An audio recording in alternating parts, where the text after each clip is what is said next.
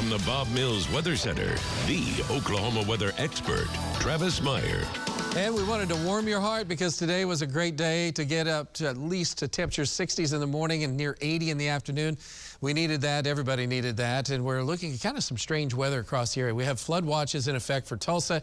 We did have red flag fire warnings in West Texas, and some of them have been dropped. Still have some of that going on. Winter storm warnings in the other red in the mountainous terrain. We've had avalanche warnings as well. We have travel advisories for snow to the north. In California, I don't know what to say. Still flood advisories, still some winter storm warnings in the red there. 3 to 5 feet of snow fell up again in the Sierra Nevada mountain ranges. It's like unreal what's happened in California. As far as we're concerned, though, today, temperatures have been so nice, and tonight that we're still in the 70s. Just to the north, though, there's some cold air, and unfortunately, that cold air is going to be pushing back to the south. It's going to be messing with us. Today, though, we ended up almost at 80. We were at 80 in Jinx, and then we were in low 80s just to the south, 82 in Okmulgee, for example. But it's been cold up north, so that cold air isn't finished with us quite yet. Not 29, I hope. But we are looking at some seriously chilly weather coming in as we look at tonight with the storm system. The first part of it is just to our west, and that is going to allow, as this low moves off to the east, for colder air to come in behind it. And then we have the main storm system, which doesn't look that impressive, but it's out here, and then that has to move to the east as we go through late tomorrow night into Friday.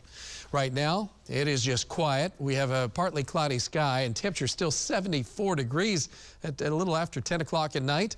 That's not too bad. And metro temperatures are in the 70s as well. So it's a very, very mild, mellow evening across the entire state. Now, it does change, though, with that colder air coming in for tomorrow. As the cold air comes in, you see some of the blue arrows. That's the beginning of that cold air sinking in. You see how the panhandle goes away from the mild weather, 60s and 70 now, to 40s in the morning. We'll still be in the 60s across our area.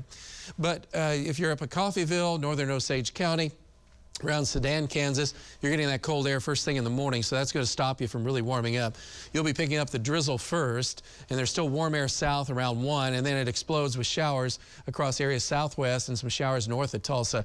Then by the time we get to about 5 or 6, we'll have a couple of strong to isolated severe storms. Notice the temperature differences as well. We'll be in the 70s to near 80 in far south and southeastern Oklahoma, and then we're going to be in the 50s with rain-cooled air and that cold front coming through and north winds.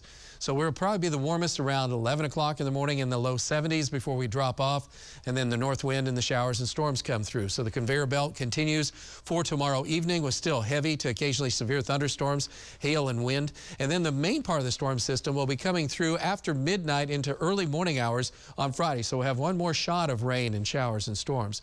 It'll be colder with generally 40s for most of us, 50s if you're southeast. And then by noon, most of the rain starting to move away from Tulsa. And as that moves out, we're going to stay fairly cool in the 50s across most of the area. The warmest will be down in the southern part of our viewing area. So the severe weather threat is going to be across the majority of the area. The light green is just a slight chance. The yellows indicate a little bit better chance of some hail and some wind. Those are the primary culprits at this point. So this is what we're going to be watching for flooding and hail and a little bit of gusty winds. Tornado risk is low. Not 0, but it is low for this go around. And the highest probabilities of rain are going to be as we go through tomorrow afternoon near 100%. So we're pretty sure we're going to get rain. And some of that's going to be severe. It will drop off quickly, though, as we go on into the morning hours, or I should say into the midday hours on Friday. Rain amounts still anywhere from 1 to 3 inches. Isolated amounts could be heavier than that. Not good news. Illinois River probably will catch a lot of this heavy rains, and so will some major rivers. So be advised there could be some rapid increases. That's why we have flood watches in effect for tomorrow into Friday, going on for areas around I-44 to the east. And this is Copan Lake from earlier today. Callie took this picture. Copan Lake has no water in it. It has water, but not very much. So there's still areas, that's up north of Bartlesville, that still need a lot of water to flow in. Can you believe it? It's just two different worlds right here. All right, temperatures going to be in the 60s in the morning. Very mild. Good start. Get your kids off to school, get to work. Not any real rain to speak of. By noon, some showers could start to form, and our winds are just going to be switching around as we work our way into the noontime. And as we look on into the extended forecast, we're looking for temperatures. They'll go from the 50s in the afternoon, again, kind of deceiving, into well, not too bad on Friday, but we'll deal with the cold weather. The Saturday and Sunday look good. Next week, cold Monday and Tuesday, then turning warmer. That's a look at weather. We'll be back with sports.